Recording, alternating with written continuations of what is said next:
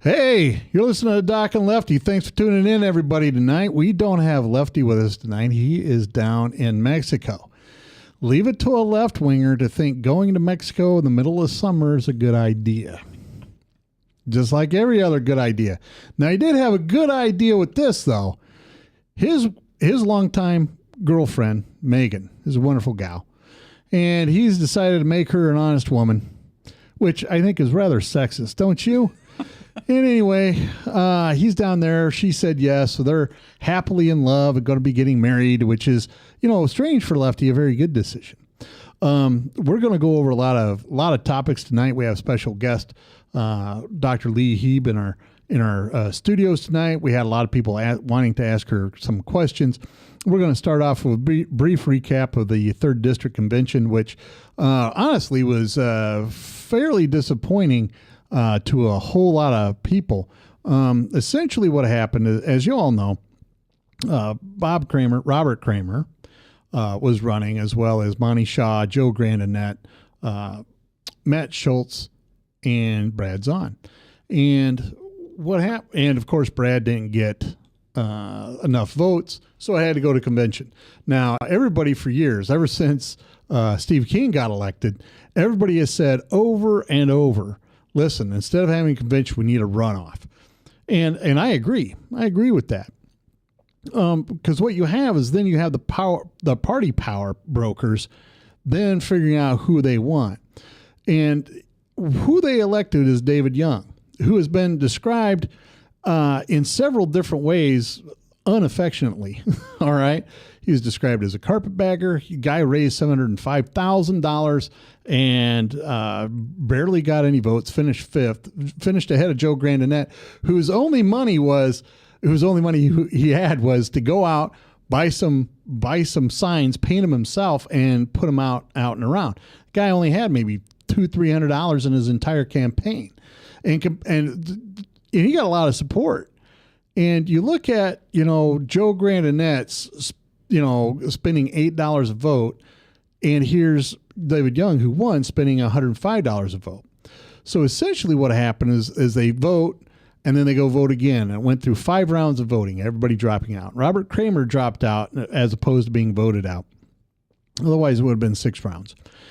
And Matt Schultz, who has a history of taking care of his friends at taxpayer expense, including, everybody knows about Jim Gibbons keeping him on the payroll even though he wasn't working, and several other staffers, when that's what he did, made a deal with David Young that said, well, whoever is going to get voted out, we're going to get up and tell our delegates to vote for the other guy. Well, that's what happened. And whenever you do that, because Brad Zahn's picking up a lot of votes, right? Every time somebody dropped out, Brad Zahn picked up a lot of votes. Well, that was basically a stab in the back. It's backroom dealing is what it is. And this is why you don't have a convention, because the will of the people didn't speak. At least in Steve King's district, Steve King won the popular vote. He just didn't get 35%. I believe he got 31%. But at least then the conventioneers picked him. What happened here is the 5th place finisher with ties to Washington, D.C. insidership and ties to the establishment won. And he was a 5th place finisher. He spent $105 per vote, right? Now, the problem is nobody got excited about going out and voting this time around. People are really in the doldrums. People are very just disappointed and, quite frankly, disgusted with the Republican Party and their antics. They can't raise money. They can't seem to agree on anything. They're yelling at each other. They're stabbing each other in the back. They had the A.J. Spiker was the most divisive RPI chairman in the history of the RPI. And his lackey, Steve Bierfeld, did more to alienate the people that give money to the Republicans. People that gave money for their entire lives. People like me, my dad, my brothers. I mean, lifetime Republicans. And these two clowns alienated all of us. I mean, took a big nosedive in the coffers, alienated the Christian conservatives. And we've already talked about you cannot alienate the Christian conservatives because they're the ones with the money. They're the ones that give. So the bottom line is now you have this convention that, and don't get me wrong, I'm sure David Young has great credentials and the rest of it, but essentially it boiled down to the person that was least offensive. Now, in a stand back, take an honest look at the analysis. There's a lot of reasons why people didn't want to vote for Brad Zahn at the convention. Number one, he's the kind of guy that bucks the system. He is. He's not a Branstad guy. I know just from, when you talk to these people enough and you're around these things enough, you get a feeling for who's in the Branstad circle and who is not. And Brad wasn't in the Branstad circle. Brad stood up for mental health funding when the governor wanted to veto it and did veto it. There's all kinds of things that Brad has gone up against the governor and the establishment for. And the problem is, when you get up there to that kind of level where all you have to do is get that convention vote in order to win this district. This district is so heavily Republican, I'm pretty sure that even Maddie could win the nomination if she was the only one running. She could become congressman if she were Republican. So, by the way, I hope Frank's off having a great vacation. Maddie is sitting in for him today, and she does a great job. Apparently, she's been stuck here all day long. So anyway, you get this kind of feeling of, well, hold on. We have a lot of pro-Branstad delegates, a lot of establishment delegates here, and there's all kinds of drama. We went over that before. So it comes to the final vote, and there's Brad Zahn in a commanding lead until Matt Schultz gets up there and stabs him in the back. Made a backdoor deal. Because these two guys, they know how to operate in politics. They just do. They're, great. We already know Matt Schultz is going to help out his friends at taxpayer expense. Well, they just made a deal. Hey, listen, one of us wins. The other one takes us to Washington, D.C., where I have a career. One of them gets a $175,000 a year job. Another one gets a $150,000 a year job. All the great benefits, all that other stuff. None of these. David Young isn't going to vote for term limits. He doesn't believe in them. And at the Republican dinner out at Jalapeno Pete's, got right up there and said, well, listen, it's silly to have term limits. Once you get yourself some power and can help your state and then you're going to retire, that's just silly. That's not the way Washington works. Now, he said that when he was running for Senate, right? But that's still going to be the same attitude he has as a congressman. Is that the kind of guy you want in there? Making deals, working things. And honest to goodness, and I know I'm shooting myself in the foot, and I know that, my shot at getting a cushy job with David Young just went down the toilet with this rant. But the bottom line is we have another Washington insider we're going to send out there for the rest of our lives who isn't going to vote for anything financially conservative and is going to vote to increase big government. We've talked before about how the Republican Party is not much different than the Democratic Party. We're just arguing on how much socialism we're all going to have. On that note, please follow us on Twitter and Facebook and docandlefty.com. We want to thank all of our sponsors, and unfortunately we lost Brad Zahn as our sponsor. We'll be back right after the break. You're listening to Doc and Lefty on webcast1live.com. After this break, we'll be talking with Dr. Lee Heeb and her ongoing quest to be governor of Iowa. Thanks for tuning in. We'll be back right after the break. So I do a lot better than me. Associates, how can I help you? Bertroche and Associates will provide you with a friendly, caring, and confidential place to find help for mental health concerns. We are ready for your call. Our doctor, Dr. J. Patrick Bertroche, provides a full range of psychiatric services for children, adolescents, and adults in a forthright and informative manner while maintaining a casual, comfortable, and relaxed atmosphere. Hey, what's wrong? Logan wants Let's Rock Elmo for his birthday, but since Steve lost his job, I don't think we can afford it. What did you do for money last year when you and John were struggling to make ends meet? My secret? I went to Me and Mommy to Be. We sold all of Megan and Ryan's clothes and toys there. They give back the highest percentage on their items in the area, and it was so easy. Megan's clothes? She's 15. Yes, they can sign newborn through trendy teens. We're not struggling now, but I'm going to keep saving and making money at Me and Mommy to Be. From the RE/MAX Real Estate Concept Studios, this is Webcast 1 Live. Good evening, everyone. Thanks for tuning back in. We're going to be talking with Lee Heeb. She's an orthopedic physician in Northwest Iowa. Is that correct? And she is going to, she's running for governor on the Libertarian Party ticket. She was a guest here about a month or two ago, and we had such a great response, and people kept saying, here's the questions we want to know. So we're going to go back, and Lee was great enough, or I should say Dr. Heeb was great enough to come back on the show, and we're going to talk a little bit more about her. Feel free to call in 855-244-0077 for your questions. We'd like to have you, we'd like to have any conversation, any questions at all. Dr. Heeb, how's the campaign been going, treating you so far?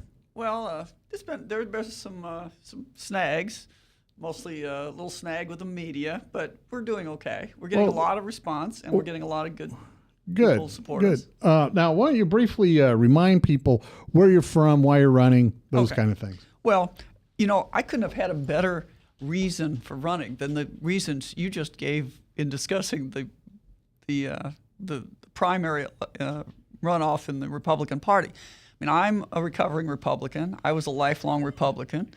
And for the reasons that you just said, in fact, I didn't know I stole this line from Ronald Reagan, because people say, well, why did you leave the Republican Party? And I said, I didn't leave the Republican Party. They left me because I'm still standing on the Constitution.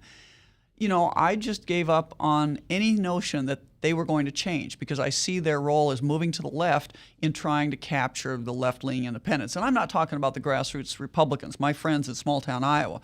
I'm talking about John Boehner and Karl Rove and the architects of the current Republican Party, and that's just why I left them.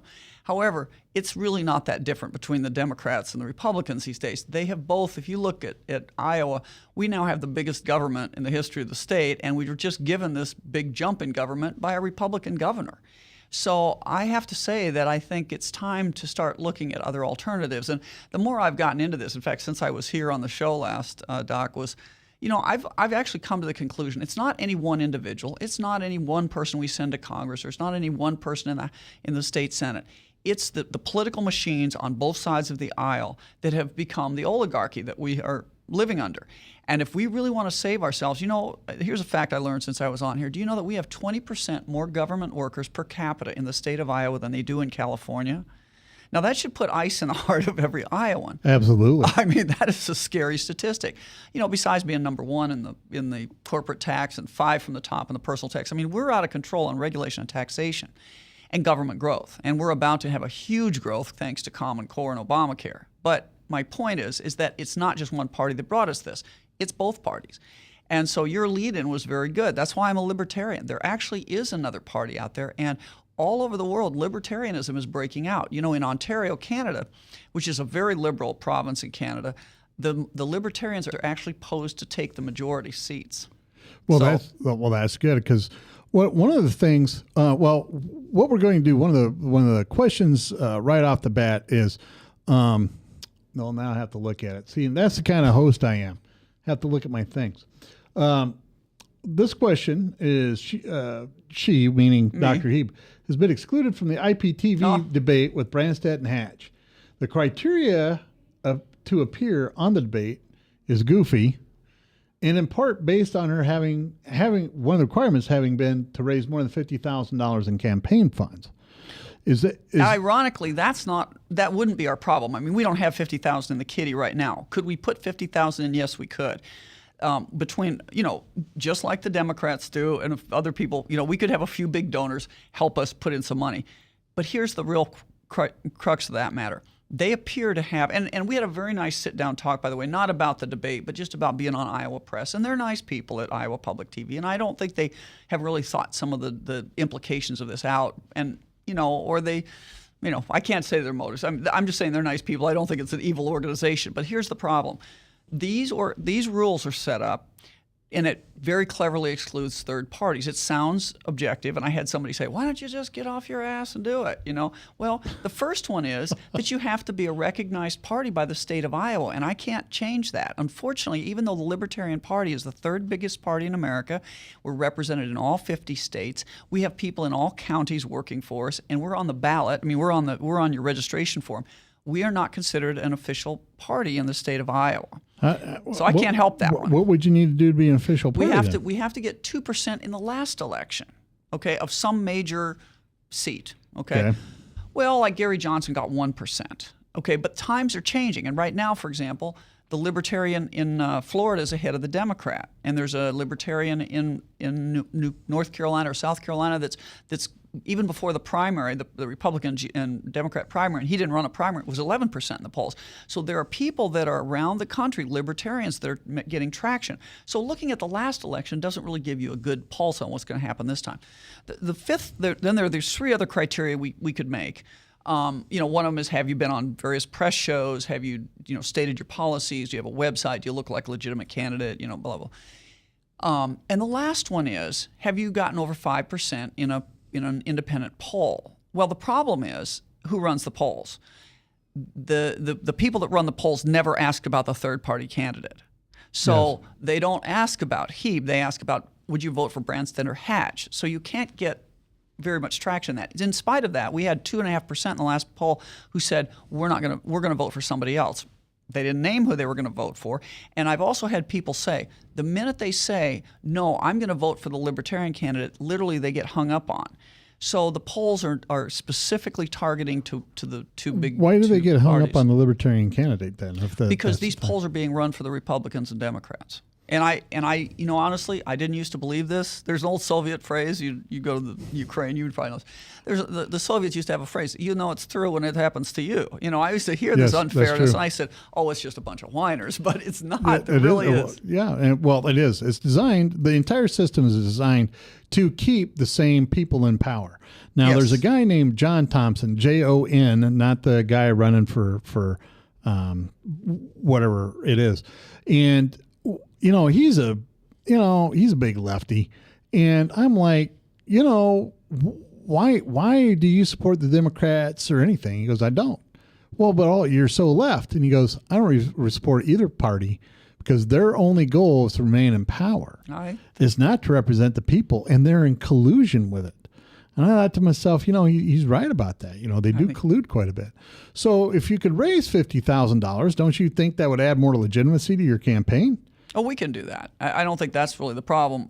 Well, here's little things. I mean, there's little things that, not being a political insider, we didn't understand. Now, I contacted the Des Moines Register, and I just wrote them a nice letter and said, hey, you haven't mentioned us. I've been invited to do all these other things, but do you think I could, would you be interested in an interview or discuss the campaign?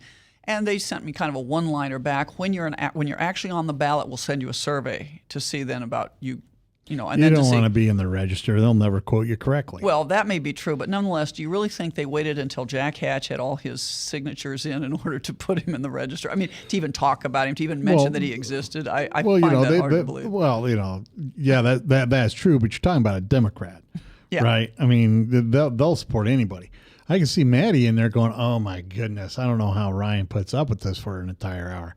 Anyway, speaking of which, our segment's over. Dr. Hebe, I'm hoping, is going to be with us in the next segment because we have several more questions to go over. I want to thank everybody who's tuning in tonight. We really do appreciate your support. We're here every Tuesday to bring you, and I can't say Lefty's phrase because I screw it up every time, but we really appreciate it. I try to bring all sides of the issue in. We'll be back right after the break. You listen to us every Tuesday from 6:30 to 7:30 p.m. right here on webcast1live.com. We'll be back right after the break. Ask more questions of Dr. Lee Hebe. All across America, there are countless numbers of people struggling with addiction and other life-controlling issues. Probably someone you know and love. There is a way out. There is hope. Transformations Treatment Center in Delray Beach, Florida, has a unique approach to substance abuse treatment. Call now and ask about our Guaranteed Success program or log on to transformationstreatment.com. Transformations. Change your life. Change your relationships. Transform your world. Whether you're 10, 25, 50, 80 years old and beyond, everyone needs to live within their means. I'm Tom Coates with Consumer Credit of America. For almost a quarter of a century, we've helped people of all ages learn to manage their personal finances to benefit them far into the future. When problems arise, we've got the experience you need to make those debt problems go away. Got financial problems? Call Consumer Credit of America. From the RE/MAX Real Estate Concept Studios, this is Webcast One Live. Hey, thanks everybody for tuning back in. You're listening to the Doc and Lefty show on webcast1live.com. We have the incomparable Dr. Lee Heeb, who's running for governor today. She's an orthopedic surgeon, doesn't believe in the status quo. And you know, when you have a libertarian quoting Reagan, you know something's not quite right in the universe of the Republican Party. I just want to take a brief sidestep. This is another issue I was going to talk about. The Republican Party, since 2006, has done everything it can to alienate its base and to create 3 and 4 and 6-headed monsters. It eats itself alive. It takes out the number one people. And, you know, like, don't get me wrong, I'm not a big fan of Chris Christie. I'm not. But the guy says what he means. He does what he says he's going to do, and he's under attack all the time from the left. Why vilify the guy? Same thing with Todd Akin. Todd Akin misspoke, right? He misspoke. People make mistakes. And yet our own party threw him under the bus. And then we're all talking about the Ted Akin syndrome. Well, if we had stuck by our guy like the Democrats stick by Biden, right, and Robert Byrd back in the day, we would have people elected. But instead we get afraid because, oh my goodness, we might offend a Democrat, and then we're done. And now, this is my own personal beef. I know Danny Carroll strictly by reputation. Strictly. I don't like AJ Spiker. I never made any bones about that. Steve Bierfeld, at least he would come and talk to you and explain what he did. Right? AJ, no, I'm going to, manage from on high. Now, the trick is, here's Danny Carroll, who is a social Christian conservative, who had to run all the conventions, the nomination process, the whole 9 yards, 2 or 3 weeks before everything really got busy. And he was just thrust in that role. He handled it great. The 3rd District Convention went off without a hitch. All the other conventions went off without a hitch. The Central Convention went off without a hitch. And you know how they're going to reward him? They're going to fire him. They're going to can him. Hey, Danny, you did a great job. Screw you. Then the Republicans wonder, hey, I wonder why we can't raise money. It's laughable. Steve Scheffler goes to, I believe it's the 2nd District, tries to explain, hey, this is why we're going to get rid of Danny Carroll. I mean, it's a 20-minute video. And as you're sitting there, what he's saying is, well, we don't believe Danny Carroll can raise the money that we need. The guy's only had the job on his own for less than 2 months, right? And all the people with money that are social Christians and conservatives, me, Steve Deace, Bob Vanderplatz, those are just 3, are all going, well, hold on. We like Danny. We like what he stands for. We want to support him. And yet you guys are going to fire him. Now, I don't know if Branstad's behind it, but somebody's behind it. And in the 2nd District, they had a vote of no confidence in the Central Committee of the Iowa GOP. Now, it's non-binding, so I'm not quite sure how that's going to help anything one way or another. So now you have all kinds of people going to run for chair, co-chair, the rest of this. It's just silly. You have a guy who's a strong conservative Christian who's trying to bring together the liberty wing and the Christian wing, because these are the two that are really duking it out, right? The moderate Republicans are standing back going like, I'm not even sure I want to be a Republican. Honest to goodness, because we're scaring people away from the Republican Party. We're supposed to be first in the nation. We're supposed to be electing presidents. We're the people that's supposed to be determining the course of America, and this is how we're acting. There needs to be a change in the basic attitudes of the leadership of the Republican Party. That's all there is to it. And to have Steve Scheffler get up there and say, well, we don't think Danny Carroll can raise that much money. Why don't you give a guy a chance? You got to give a guy a chance to raise that kind of money. Matt Strawn was able to do it. Unfortunately, he did. He screwed up. And then on top of that, since everything, it's ancient history because he screwed up the ballot, Rick Santorum and I think Mitt Romney, and they couldn't decide how many votes separated them. He miscalled. So he didn't handle that correctly. He handled everything else correctly. So the powers that be got him out of there because they want their party pure. Well, honest to goodness, if you want a pure party, you're not going to win any elections. There's no such thing as a pure party. And the reason is you got guys like me. I don't look like a conservative Christian Republican. I look the furthest from it, but I am. I'm the kind of guy you're going to eliminate. That's exactly what's going on. Mitt Romney did a really good job at alienating the base, and our own Iowa Republicans are doing an even better job. And these guys better get it together. I'm going to tell you, you know why Lee Heeb has a chance? Nobody's going to vote for Jack Hatch, right? Jack Hatch, he's got a lot of baggage, a lot of bad baggage. But there's a lot of people don't like the way the Republican Party are going either, and they're looking for an alternative. So with that segue, we're going to get back to more questions. I just had to get that off my chest. I still cannot get over that they're going to get rid of Danny Carroll because they don't think he can raise enough money. He's only been there 2 months. He hasn't even had a chance to raise any money. He's done a great job organizing these things. And in my opinion, that 3rd District convention might not have had the result I wanted. Not the result a lot of people wanted, but it ran smoothly, it ran well, and everything went great. That's the bottom line. You get a guy that can do that, that's what we need. You don't even have to like what he says, you just have to be able to organize. So we're coming back to Dr. Heeb. We have another question here. And of course, Dr. Heeb is an orthopedic surgeon up in northwest Iowa. And of course, she's trying not to take too much Obamacare because that is a punishment. Oh, I have a story for you during the break. I have a story about that. Next question is basically it cuts right to one of your hardcore issues. Iowa's tax is 8.9% for income over $67,000. Do you believe in making Iowa a flat tax state? And if so, what would that tax rate be? Well, the flat tax, I think, for income tax should be 0. If you look at the states that are ahead, that are growing people and workers, not growing government, they're people that have no state income tax. I mean, there's 2 things wrong with the state income tax. One, it's a job killer.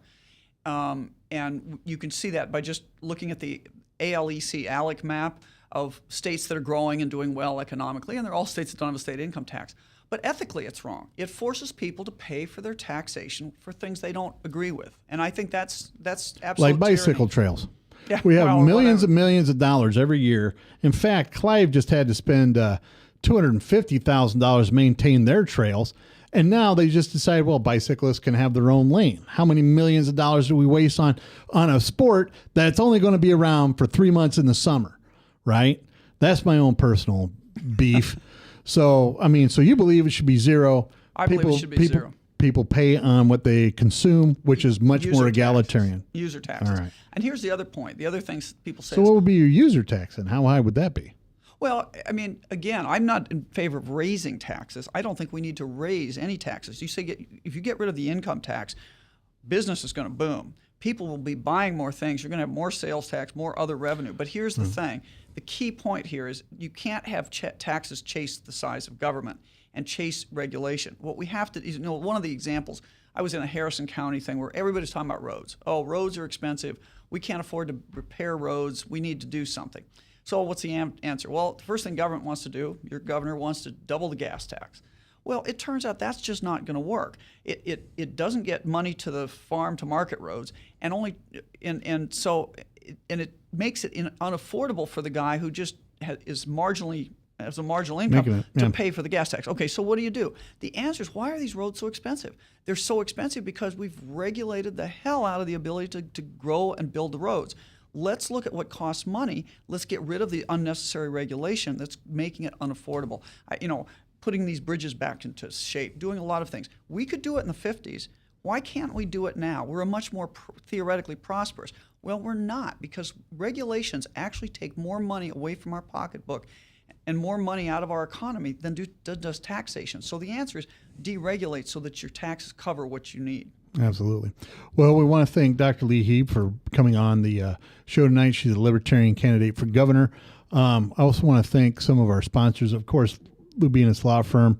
Blake really does a pretty good job, and he's kind of a bulldog when he gets onto something. He specializes in family law. So, unfortunately, if you need the services of a family lawyer, you can give him a call. He's a pretty good guy. He does that stuff. I will tell you, you never want a lawyer. If you have to go talk to one, you're in trouble anyway. But if you need to have one, Blake's a pretty good one to go to.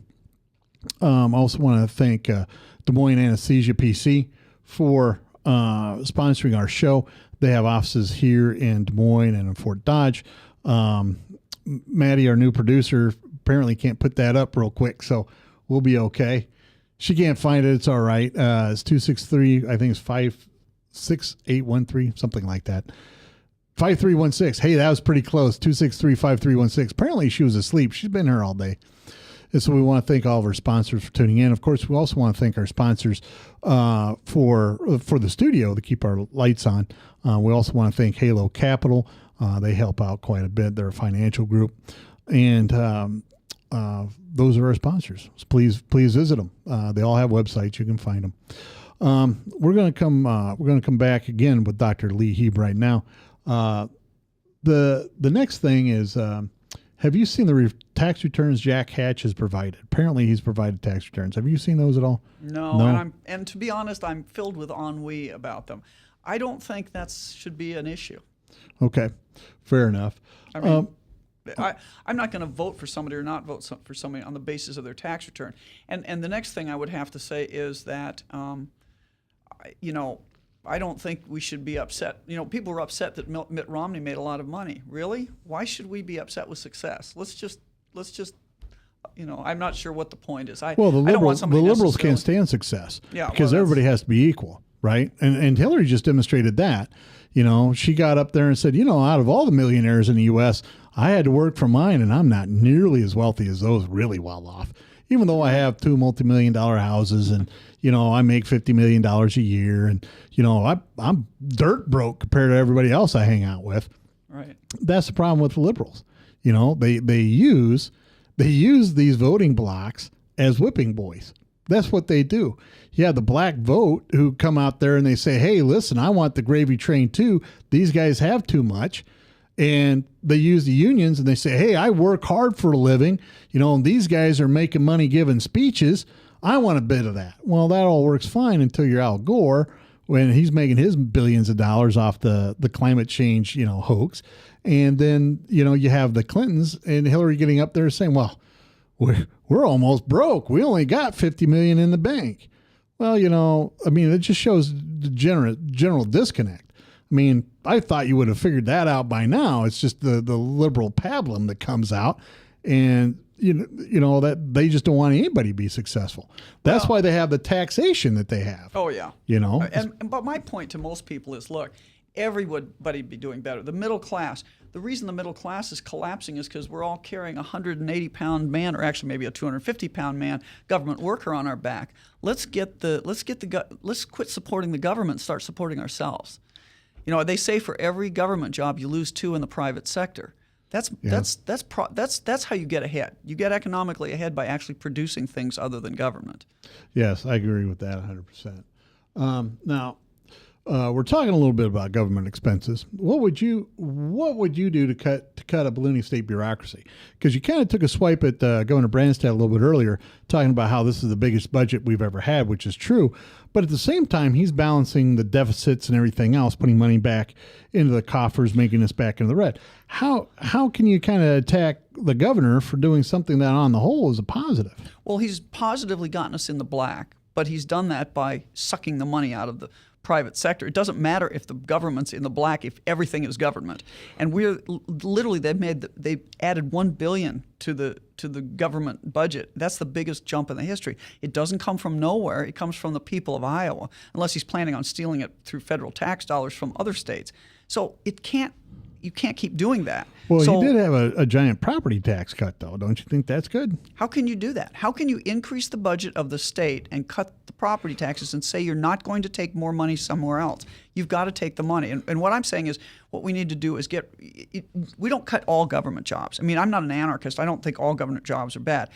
What you need to do are cut what I call them the over-regulators. We need to take on these unelected boards, unelected immortal boards, that send out regulators. You know, I'm reminded we're coming up on the 4th of July, and one of the complaints the colonists had against King George was that he sent out his minions to, basically regulators that ate out the lifeblood of their citizens. And what they did is they taxed everything and they regulated everything and they wrote little tiny laws that covered everything. And that's the people we need to cut. And I have to tell you, I mean, I can look at it in the hospital industry. You can look at it in various small businesses. These are people that write regulations, and the only laws that should be written by our Congress, by our elected representatives, and they've abrogated their responsibility to these boards that then write things that carry the force of law. Well, let's get back to Governor Branstad. I mean, Governor has brought in several large companies. Facebook is the one that's most well known, but there's several other giant companies that have come in, and Microsoft is expanding. And of course, he takes credit for that. But we lost, if you look at the actual numbers, we lost 24,000 workers last year. South Dakota coincidentally gained 24,000 workers. I don't think it's a coincidence. The coincidence is they have no state income tax and they're number one on the freedom scale because they don't have a ton of regulation like we do. He takes credit for bringing in business because he can show you these big, flashy businesses. But how did he do that? If those businesses need tax breaks, so does everybody. He gave them tax breaks. He didn't give the guy at the grocery store tax breaks. He didn't give the local gas station runner tax breaks. Those are the people they're hurting. So with the bureaucracy that's growing, where would you start cutting it? Well, like I say, the first thing I would do is I would cut these unelected board regulators. We just have to start doing that. You wouldn't just start with a department somewhere? Well, I think we ought to shrink this. If I had to pick a department, the first one I would shrink or get rid. I don't know if the governor has the opportunity to get rid of them, but we do have the opportunity to shrink them down, and that is the Department of Education. I mean, Common Core is a very bad program, and you can't just get rid of Common Core. You also have to get rid of the Department of Education at the state level that thinks it needs to set standards and regulate the heck out of us, too. I mean, local control of schools is important, and the only way you're going to take that back is to take back the control from the Department of Education. So that's one. In my own profession, your profession, one of the redundancies is we inspect hospitals in this state where the federal government comes in and inspects us to the nth degree. If I'm repeating this, don't let me go on, but I did maybe said that, but we've had 3 to 4 regulators 3 to 4 days in our hospital recently, and the only thing they found after that was that our auxiliary, the gray-haired ladies in the gift shop, their shot record wasn't perfect. I mean, really, that's not a good use of our tax dollars. Stuff like that needs to go. Okay. We're with Dr. Lee Heeb. We're going to take a brief break. We're going to be back. We want to thank all of our sponsors, Bertrosian Associates, Lubina's Law Firm, Halo Capital, Des Moines Anesthesia. And we want to encourage everybody to stop by the website, docandlefty.com, as well as follow us on Twitter and Facebook. We'll be back right after this break with Dr. Lee Heeb. Get away from us, you mean old credit card. We don't have any more money. We're in trouble now. Save us! Help! Somebody save us! Somebody help! Help! Save us!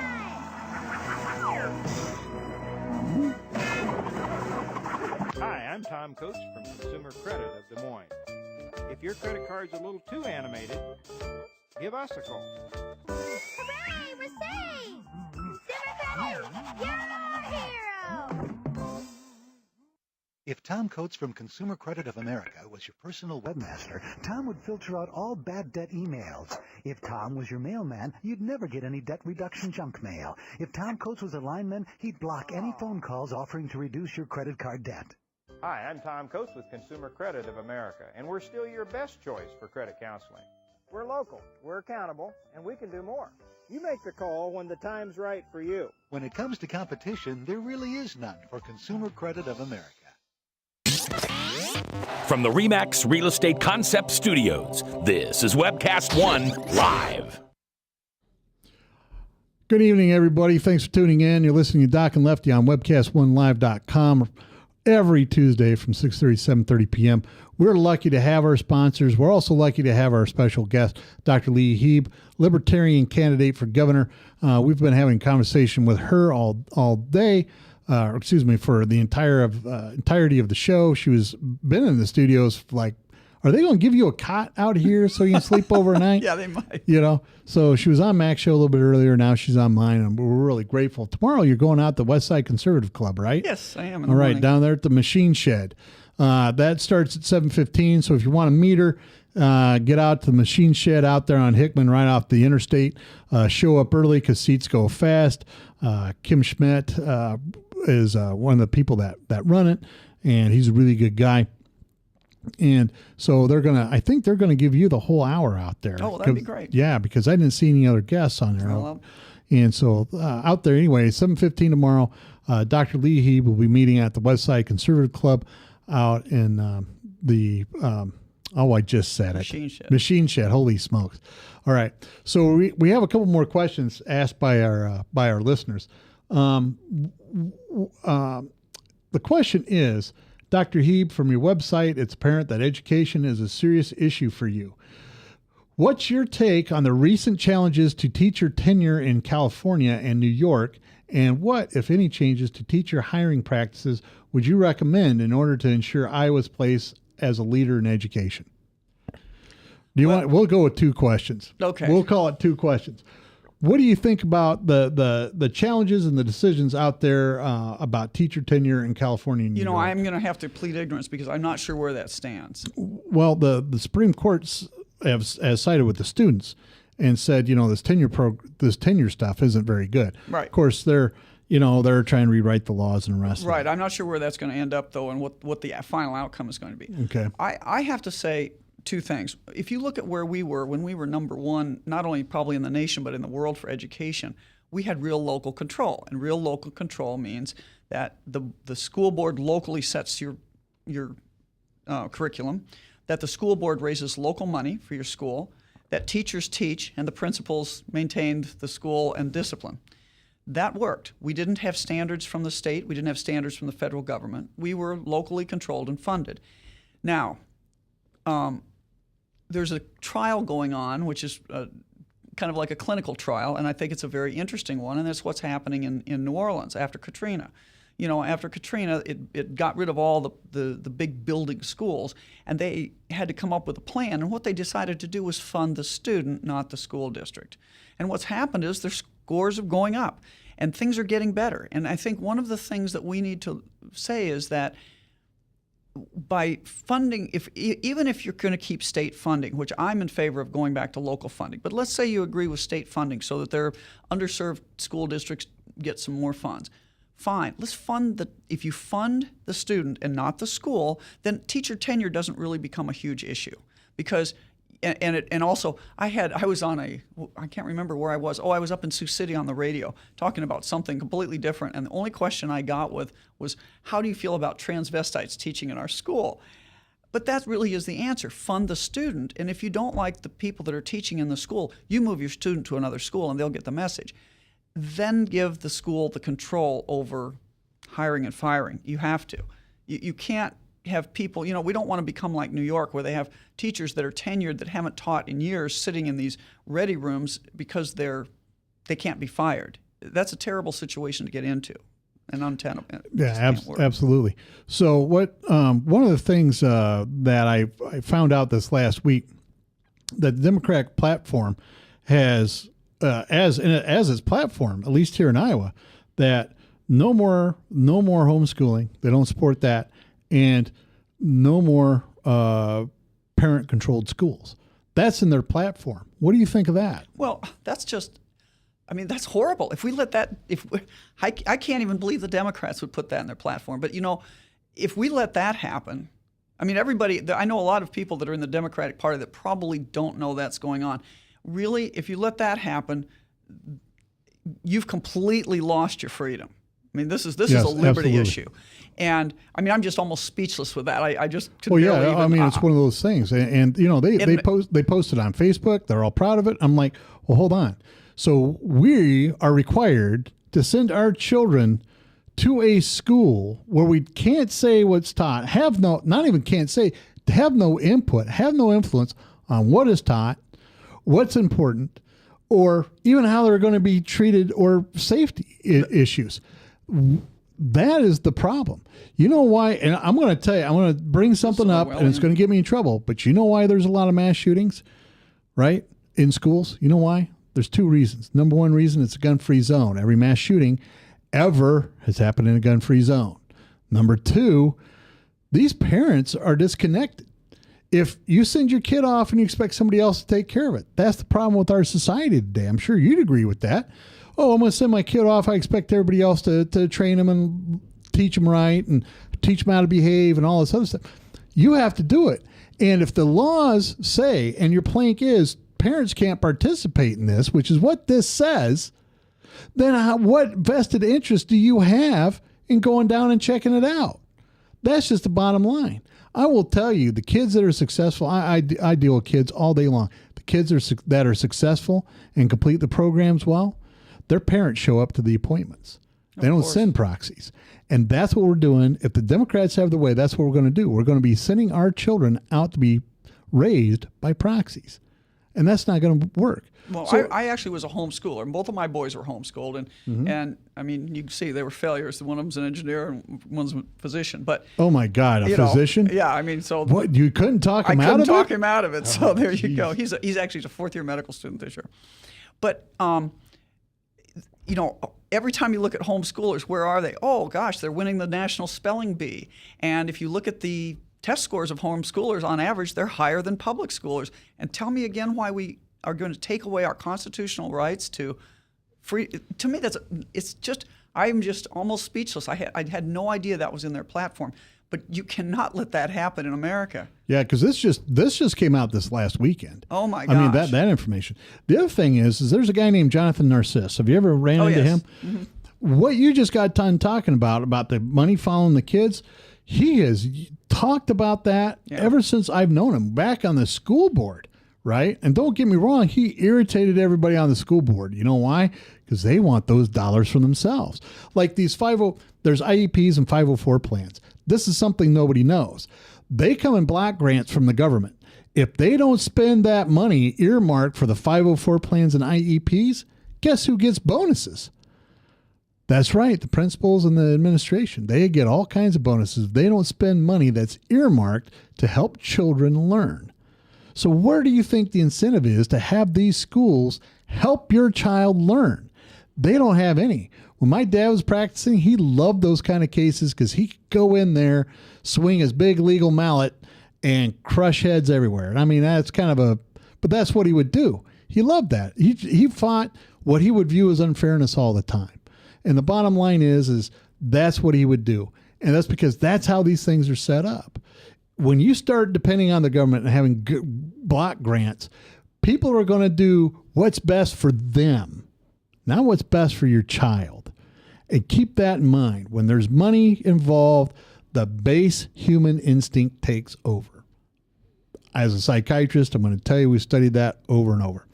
Now, we're going to be back for our final segment with Dr. Lee Heap. We want to thank her for showing up today. We'll be back right after the break. Don't forget to follow us on Facebook, Twitter, and online at docandlefty.com. Thanks, everybody, for tuning in. Be back right after the break. Petrosian Associates, how can I help you?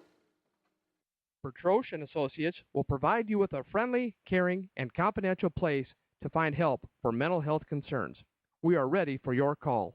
Our doctor, Dr. J. Patrick Petrosh, provides a full range of psychiatric services for children, adolescents, and adults in a forthright and informative manner while maintaining a casual, comfortable, and relaxed atmosphere. Hey, what's wrong? Logan wants Let's Rock Elmo for his birthday, but since Steve lost his job, I don't think we can afford it. What did you do for money last year when you and John were struggling to make ends meet? My secret? I went to me and Mommy to be. We sold all of Megan and Ryan's clothes and toys there. They give back the highest percentage on their items in the area, and it was so easy. Megan's clothes? She's 15. Yes, they can sign newborn through trendy teens. We're not struggling now, but I'm gonna keep saving and making money at me and Mommy to be. From the RE/MAX Real Estate Concept Studios, this is Webcast 1 Live. Thanks, everybody, for tuning in. We want to thank everybody for watching us faithfully. We're here every Tuesday from 6:30, 7:30 p.m. We wish Lefty all the best down in Cancun with his new soon bride-to-be. We want to thank Maddie for showing up and taking over for Frank. We need to give you a nickname, Maddie. What should we call it? Mad Dog? Yes, because she's the opposite of a mad dog. She's a really sweet gal. And she's been losing a ton of weight. How are you doing that, Maddie? Just diet and exercise? Stress, she said. So we're here with Dr. Lee Heap. We were talking a little bit before about the school system. Now, we've gotten through all of our questions until just this very moment. And one of the questions they have is, why do you think that the libertarians can't raise the money they need to raise? Because, I mean, honestly, a solid 25% of the Republican Party is libertarian. Mm-hmm. Why don't you think there's a schism there? Why you all just don't go, we're just libertarians now? How come, because that would obviously raise you some money. Well, sure. I think one of the problems is people have kind of a misconception about who libertarians are, and they see us as tinfoil hat wearers who have their only goal is to make marijuana legal. And that's not who we are. We're really about freedom, small government, constitution. And honestly, I had a group of liberty-minded people in Iowa say to me, you know what you need to point out is that take the Republican Party platform and point out that you're closer on the points than Branstad is to every point. That's probably a good thing to do. No, we're what I think the Republican Party set out to be. I mean, basically, we believe in the Constitution, and like I say, I'm here because they walked away from me. You know, the day that John Boehner said to Harry Reid, well, okay, we'll give you Obamacare, just don't let it apply to us. That should have told every Republican what they needed to know about the Republican leadership. Absolutely. They don't care about your health and welfare, and they really don't care what you think, because how many grassroots Republicans want Obamacare? So they're pandering to a whole different audience than the people on the ground. But libertarians, we don't like government solutions for things. And so I think we're a little more adamant in that point, perhaps, than the Republican. And the Republican Party has not shrunk government. And we really believe that's the great evil in the world, is the size of government. Yes, well, and I think you would agree with most people, even Democrats I talk to, think, man, we're spending a lot of money. Well, and let me just point out something. This is something that you're a physician. You can appreciate this analogy. I started thinking about it. The disease that killed the most people in the 20th century was smallpox. It killed 200 million people, roughly. However, government dwarfs that. Government is the biggest killer of humanity in the modern world of anything. And yet the difference is when we had a smallpox outbreak, we recognized it as a great evil, of a killer of humanity, and we extirpated it. We sent out teams of physicians and nurses and vaccines, and we got rid of smallpox in the wild. But we keep asking for bigger and bigger government. It's like asking for smallpox. What are we doing? I just occurred to me, the other day sitting around, but as a physician and looking at the analogy, I think it's an apt one. And so I think the key point, and here's I think what people fear. When you were talking about the Liberty Party and the Christian conservatives, when we all get together, we're a very powerful force. When we all recognize that it's in all our best interest, that all of our problems, I think, will be solved when we shrink government and get them to go away. We get them out of the moral fabric of society and out of the economics of our society. We'll all get along great, and we can take this back. Well, I agree with that. Now, another thing on the Democratic platform that I want to bring up is foreign aid, and they support giving foreign aid, but not on religious basis. What's your take on that? I really don't think we should be giving foreign aid. It ends up, I'm not saying we haven't done some good with foreign aid, but let's face it, it's slushy, it's crooked, and it It's just it breeds corruption. You know, a friend of mine just got back from Afghanistan. He was there for a year as a physician, and they had he was out forward deployed from Bagram, and they had a bank. And in this bank, it was made out of plywood. It was called the bank, but it was really the Navy provost or whatever, the Army provost. What it was, they had $3 million in cash at any given time there to bribe the warlords. And when I heard that, I said to him, John, you know, we can't possibly win in that type of situation because we're going to be crooked. Do you know they how can't that? Keep us do you know clean. how that started? Do you know how that started? Well, we've been doing that kind of thing for a long time. Well, true, but we haven't actually deployed money to a battlefield. We didn't do that in World War II. We didn't do it in Vietnam, right? This has been a new thing, and specific to Iraq and Afghanistan. The French pulled out of a sector, and the Americans then took over that sector, and we started losing lives like you wouldn't believe. Right, in Afghanistan, we couldn't figure out what was going on. Through the grapevine, through the Australian forces, they told the U.S., well, what the French did is they just had a big pool of money and they just paid the people off not to attack. So that is the standard of behavior now, and I just think that's awful. It is awful. But now, how are you going to? One of the things is medical marijuana, and I know I get this question all the time. Right. I know you do. Despite the studies that say medical marijuana leads to full-on, marijuana usage, and all the negatives that come along with this, because we study this. We now have Washington State and we have Oregon State, where we can now, as a psychiatrist, focus on what is actually happening there. The statistics are abysmal out there as far as the employment, as far as mental health services, drug courts, all that stuff. The numbers are simply abysmal, and they're plummeting as marijuana penetrates the family. What would you do? How are you going to respond to critics here when because that's a major platform for you guys. I mean, that generates a lot of your supporters. Motivates. Well, I wouldn't say it's. Yeah, we have a lot of people that believe, and honestly, I have to say, and I'll look at it from the trauma aspect. When I go into the emergency room, and I used to be a big trauma person down in Arizona, I never saw people there who had done marijuana. They were meth. It was meth, PCP, and alcohol. If there's almost nothing. But that's where that stuff starts. I mean, that's what the studies show. That's what the statistics show in these two states.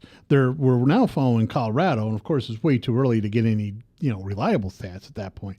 So, how are you going to respond to people that bring up these statistics to you? Well, I'd have to look at the statistics, but I have to say honestly, I'm not, with all due respect to Willie Nelson, I'm not advocating marijuana as a lifestyle, but we never get rid of things by making them illegal.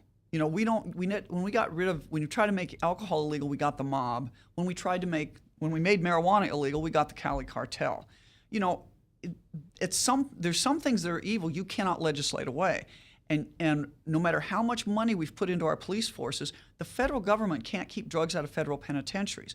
There's no evidence in my lifetime that we're winning the war on drugs, but we're spending a heck of a lot of tax dollars, billions of tax dollars. Even in Iowa, we're spending a ton of money. And what's it gotten us? Well, I'll tell you what it's gotten us. It's militarized our police forces. And that's not a good thing. I mean, our police forces now have tactics and weaponry that only the Army had before. And that's really as a result of the drug war.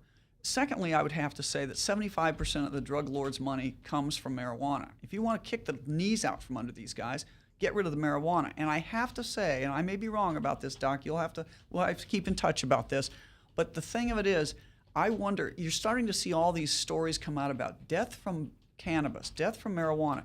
In 10,000 years of human history, we have never seen death from marijuana, and the amount of, you'd have to smoke 20,000, I don't smoke marijuana, but I understand you'd have to smoke 20,000 joints to even come close to a toxic level. Where is this coming from? Even Governor Branstad mentioned it on Simon's show.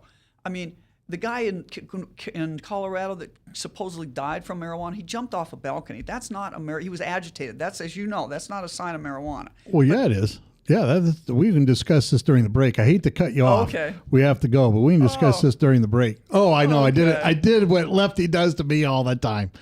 So I apologize, Dr. Lee. Okay. She's welcome to come back. We'll have her come back. We'll have this discussion a little bit later.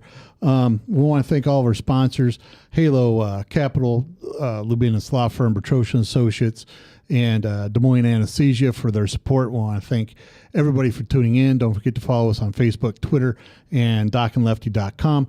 We'll be back next week. Hopefully, I don't know if I don't think I'll be here. Lefty will be here. And so hopefully we'll have a cool co-host like Brad Zahn or Tom Shaw or any one of a number of really cool conservatives. Thanks everybody for tuning in. We'll be back next week. Hi, I'm Representative Tom Shaw, and I love these guys. Both of them. Love these guys. Get over here. Get over here. Love both of them.